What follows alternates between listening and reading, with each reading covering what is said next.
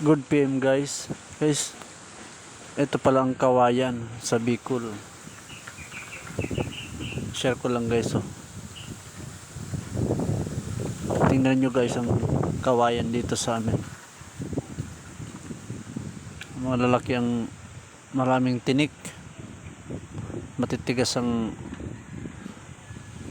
kahoy niyan. Ang guys ang itsura ng kawayan.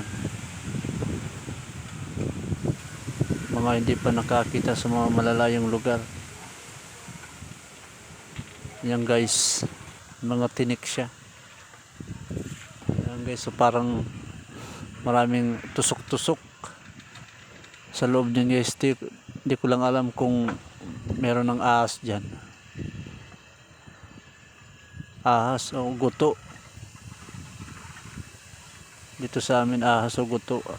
Guto ang nandyan.